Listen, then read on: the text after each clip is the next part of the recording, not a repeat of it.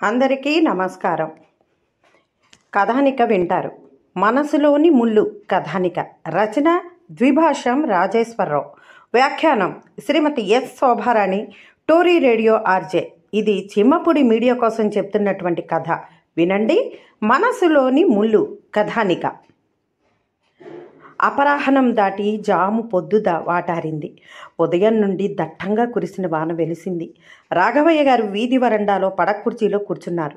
చేతికర్ర వంకీ చుట్టూ చేతులు రెండూ బలంగా ముడివేసి దానిమీద చుబుకాన్ని మోపి దీర్ఘంగా వీధి గేటు వైపు చూస్తున్నారు. దబ్బ పండులాంటి ఆయన ముఖం కోపంతో కన్నగడ్డలా తయారైంది. ఆయన వక్షం ఆయాసంతో ఎగిరెగిరి పడుతోంది. ఎలాంటి పని చేశాడు? 12 ఏళ్లు నిండని వెధవ. ఛీ, నా కడుపున చెడపుట్టాడు అనుకున్నారు కసిగా. ఆ క్షణంలో రాజు తన ఎదుట ఉంటే పీక పిసికి చంపేద్దామన్నంత కోపం వచ్చింది. రాజు తన సంతానంలో మిగిలిన ఒక్కగానొక్క కొడుకు.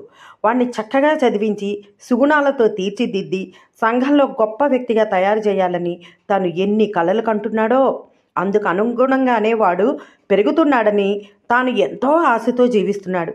కానీ ఈ దినం జరిగిందేంటి? రాజు కోసం నిరీక్షిస్తూ తదేకంగా గేటు వైపు చూస్తున్నారు రాఘవయ్య గారు.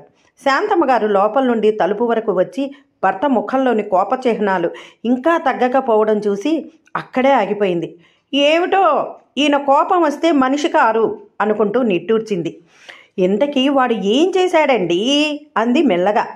నిశ్చల తపస్సుకు భంగం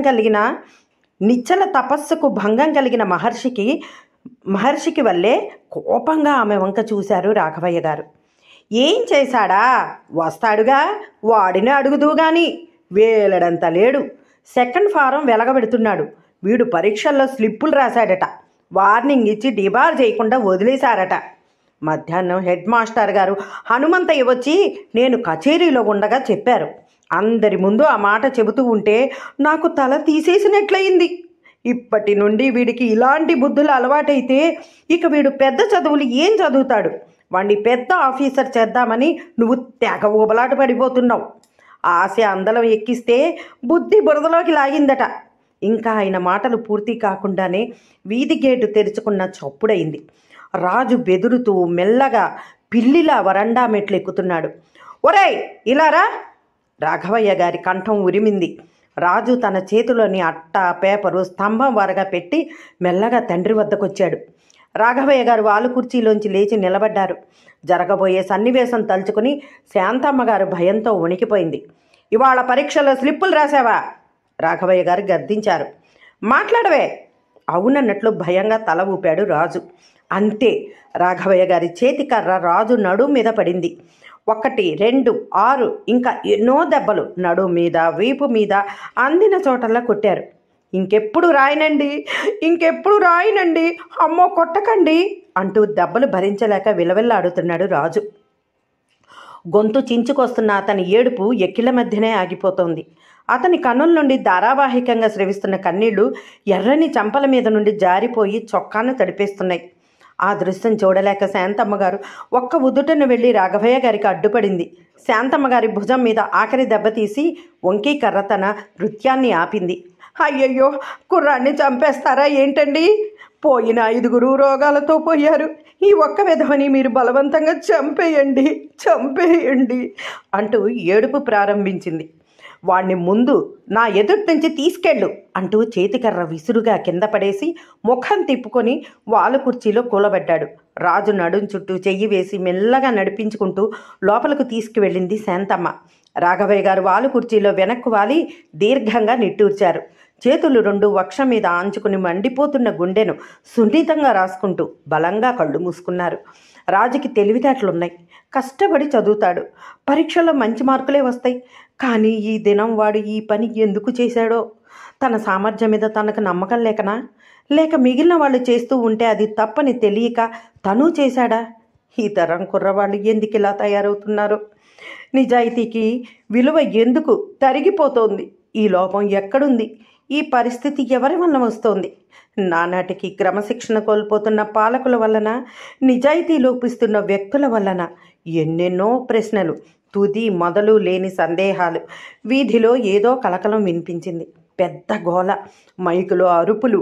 ఆలోచనలు చెదిరిపోతే అరమోడుపుగా కన్నులు విప్పి చూశారు రాఘవయ్య గారు. రోడ్డు మీద గుంపులు గుంపులుగా విద్యార్థులు, వాళ్ళ చేతుల్లో పెద్ద పెద్ద బోర్డులు, వాటి మీద ఎర్రని తాటికాయంత అక్షరాలు. విద్యార్థి నాయకుడు జిందాబాద్, అక్రమం నశించాలి, డిబార్ చేసిన విద్యార్థులను తిరిగి చేర్చుకోవాలి, head master Hanumanthaiah down down, ఇలా ఇంకా ఎన్నో నినాదాలు. విద్యార్థుల ప్రవాహం ముందుకు కదులుతోంది, ఎలుగెత్తి అరుస్తోంది. భావి భారతదేశాన్ని స్వర్గధామంగా దిద్ది పునీతం చేయడానికి తోడ్పడవలసిన ఈ వెలువ, ఈ ప్రవాహం, ఈ మహత్తర శక్తి ఏవేవో అర్థం లేని నినాదాలతో రోడ్డు మీద చిందులు తొక్కుతోంది. ఎన్ని పసిగొంతులు, ఎన్ని లేత మనసులు, ఎన్ని బంగారు మొగ్గలు, ఎన్నెన్ని పసిటి పాదాలు, పలుచని మృదువైన చేతులు, అన్యాయానికి అక్రమానికి అలవాటు పడని మువ్వల్లాంటి చేతులు, భరతమాత పాదాల చెంత పూజా సుమాల నుంచి భక్తితో ముకుళించవలసిన చేతులు, రక్తవర్ణాక్షరాలతో నిండిన తడికల బోర్డులు మోస్తూ ఊరంతా తిరుగుతున్నాయి. ప్రవాహం ఇంటి ముందు నుండి ఎదరకు సాగిపోయింది. రాఘవయ్య గారికి నవ్వాలో ఏడవాలో అర్థం కాలేదు. కుర్రాళ్ళు స్లిప్పులు రాస్తుండగా పట్టుకొని ఉపాధ్యాయుడు దండిస్తే అది దౌర్జన్యం, అది మహానేరం. అందుకుగాను ఆ దౌర్జన్యాన్ని అరికట్టేందుకు గాను సమ్మెలు, నినాదాలు, ఊరేగింపులు. ఈ వ్యవస్థ ఎలా మారుతుంది? వ్యవస్థ మారాలంటే వ్యక్తులు సంస్కరించబడాలి, నిజాయితీ అలవర్చుకోవాలి. క్లాసులోని 60 మంది పిల్లల్ని సంస్కరించడం ఒక్క ఉపాధ్యాయుని వల్ల కాదు. ఇది మూకమ్మడిగా సాధ్యమయ్యే పని కాదు. పిల్లలను సంస్కరించుకోవలసిన బాధ్యత తల్లిదండ్రుల మీదే ఉంది. కానీ ఎంతమంది తల్లిదండ్రులు తమ బిడ్డలకు సరైన శిక్షణ ఇవ్వగలుగుతున్నారు?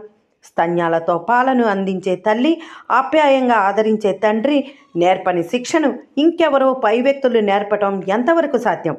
పిల్లలను స్కూలుకు పంపేసి తమ బాధ్యత తీరిపోయినట్లు నిట్టూర్పు విడిచే దృక్పథం మారనంత వరకు ఈ వ్యవస్థ మారదు. ఏవేవో ఆలోచనలు రాఘవయ్య గారి మనసులో కదలాడాయి. బరువుగా శ్వాస పీల్చుకుని కుర్చీలోంచి లేచి మెల్లగా అడుగులు వేసుకుంటూ ఇంట్లోకి వచ్చారు. వంటింటి గుమ్మం పక్కగా దిగాలు పడిన ముఖంతో కూర్చుని ఉంది శాంతమ్మ గారు. ఆమె కళ్ళ నిండా నీళ్లు, ముఖం నిండా ఆవేదన. ఆవిడ ఒడిలో ముఖం దూర్చుకుని గువ్వపెట్టలా ఒదిగిపోయి సన్నగా రోధిస్తున్నాడు రాజు. వాడి వీపు మీద చొక్కా తొలగించి ఎర్రని దద్దుర్ల మీద కొబ్బరి నూనె రాసి మెల్లగా నిమురుతోంది శాంతమ్మ గారు. ఏడుపు మధ్య ఎక్కిళ్లతో రాజు వీపు ఎగిరెగిరి పడుతోంది. రాఘవయ్య గారి వైపు ఒకసారి మౌనంగా చూసి తల దించుకుంది శాంతమ్మ గారు. ఆ దృశ్యం చూడగానే రాఘవయ్య గారి కడుపులో కలుక్కుమంది. అనుకోకుండా ఆయన కళ్ళలో గిర్రున నీళ్లు తిరిగాయి. చేతికర్ర ఒక వారగా పెట్టి శాంతమ్మ దగ్గరకు వచ్చి ఆమె పక్కన చతికిలపడ్డాడు. రాజు వీపు మీద మెల్లగా రాస్తూ వెర్రి వెధవని, గొడ్డును బాదినట్టు బాదాను అంటూ సణుక్కున్నారు. పాపం చూడండి వీపంతా ఎలా తట్లు తేలిపోయిందో అంటూ శాంతమ్మ గారు నోట్లో కొంగు కుక్కున్నారు. బాబు, రాజు మృదువుగా పిలిచారు. ఆ పిలుపులో ఆయన గొంతు బొంగురుపోయింది. రాజు తల్లి ఒడిలోంచి మెల్లగా తల ఎత్తి ఆయన వైపు భయంగా చూశాడు. అతని కళ్ళు వాచిపోయి ఉన్నాయి. ఇంకెప్పుడు పరీక్షల్లో స్లిప్పులు రాయికే అన్నారు రాఘవయ్య గారు. రాయను అన్నట్లు తల ఊపాడు రాజు. బాబు, విద్యార్థులు, గురువులు నిజాయితీని కోల్పోతే విద్యా వ్యవస్థ నాశనమైపోతుంది. విద్యా వ్యవస్థ నాశనమైపోతే మొత్తం దేశ సౌభాగ్యమే నాశనమైపోతుంది. ఒక్కసారి పరీక్ష పోగొట్టుకుంటే మరోసారి ప్యాసవదు కానీ నిజాయితీని మాత్రం పోగొట్టుకోకు బాబు. ఆ మాటలు అంటూ ఉంటే ఆయన కంఠం కంపించింది. ఆయన వేళ్ళు రాజు వీపు మీద మృదువుగా కదిలాయి. మీరింతవరకు మనసులోని ముళ్ళు కథానిక విన్నారు.